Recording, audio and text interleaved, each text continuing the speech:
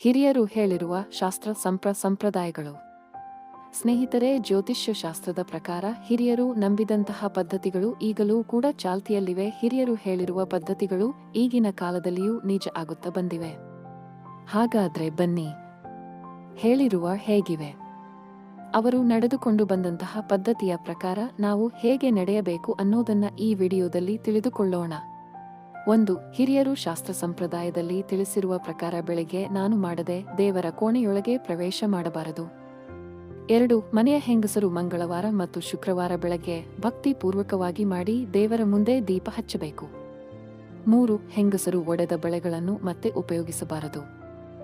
4. ಸಂಬಂಧಿಕರ ಶುಭ ಕಾರ್ಯಗಳಿಗೆ ಹೋದಾಗ ಹಿಂದಿರುಗಿ ಮನೆಗೆ ಬರುವಾಗ ಅವರಿಗೆ ಗೌರವ ವಂದನೆ ಸಲ್ಲಿಸಬೇಕು. 5. ದುಃಖದ ಕಾರ್ಯಗಳಿಗೆ ಹೋದಾಗ ಮನೆಗೆ ಹಿಂದಿರುಗಿ ಹೋಗುವಾಗ ಸಂಬಂಧಿಗಳಿಗೆ ಹೋಗಿ ಬರುತ್ತೇನೆ ಎಂದು ಹೇಳಬಾರದು. 6. ಮನೆಯಿಂದ ಹೊರಗಡೆ ಹೋಗುವಾಗ ಹಿರಿಯರ ಕಾಲಿಗೆ ನಮಸ್ಕಾರ ಮಾಡಿ ಅವರ ಆಶೀರ್ವಾದ ಪಡೆದುಕೊಂಡು ಹೋಗಬೇಕು. ಇದರಿಂದ ನಿಮ್ಮ ಯಾವುದೇ ಕೆಲಸವೂ ಫೇಲ್ ಆಗುವುದಿಲ್ಲ. 7.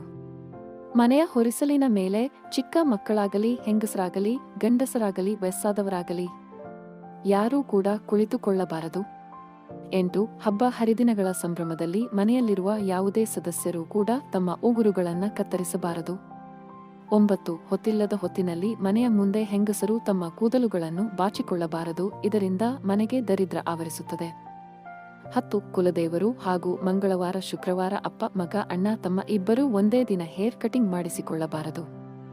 11. ಎಂಜಲು ತಟ್ಟೆಯನ್ನು ಒಣಗಿಸುವುದು ಅಥವಾ ಎಂಜಲು ಕೈಯನ್ನು ಒಣಗಿಸುವುದು ಮಾಡಿದರೆ ಮನೆಯಲ್ಲಿ ಅಶುಭ ಆವರಿಸುತ್ತದೆ ಹಾಗೂ ಸಾಲ ತೀರದೆ ಮತ್ತಷ್ಟು ಪರದಾಡುವಂತಹ ಸ್ಥಿತಿ ಎದುರಾಗುತ್ತದೆ. 12. ಕಸ ಗುಡಿಸುವ ಪೊರಕೆಯನ್ನು ಎಲ್ಲೆಂದರಲ್ಲಿ ಬಿಸಾಕಬಾರದು ಹಾಗೂ ಚಪ್ಪಲಿಯನ್ನು ತಲೆಕೆಳಗಾಗಿ ಇಡಬಾರದು. 14. ಮಧ್ಯಾಹ್ನ 12 ಗಂಟೆಯ ಮುಂದೆ ತುಳಸಿ ಗಿಡದ ಎಲೆಯನ್ನು ಕೀಳಬಾರದು ಹಾಗೂ ಸಂಜೆ 7ರ ನಂತರ ಯಾವುದೇ ಗಿಡದ ಎಲೆಗಳನ್ನು ಕೀಳಬಾರದು. ಇದರಿಂದ ಮನೆಗೆ ದಾರಿದ್ರ್ಯ ಆವರಿಸುತ್ತದೆ. 15. ಸೋಮವಾರ ಎಣ್ಣೆ ಸ್ನಾನ ಮಾಡಬಾರದು. ಒಂಟಿ ಕಾಲಲ್ಲಿ ನಿಂತು ಯಾರ ಜೊತೆನೂ ಮಾತನಾಡಬಾರದು. ಇದರಿಂದಲೂ ಕೂಡ ಮನೆಯ ನೆಮ್ಮದಿ ಹಾಳಾಗುತ್ತದೆ. ಸ್ನೇಹಿತರೆ, ಇದೇ ತರಹದ ಒಳ್ಳೊಳ್ಳೆ ಮಾಹಿತಿಗಳಿಗೋಸ್ಕರ ನಮ್ಮ ಚಾನಲನ್ನು ದಯವಿಟ್ಟು ಸಬ್ಸ್ಕ್ರೈಬ್ ಮಾಡಿಕೊಳ್ಳಿ.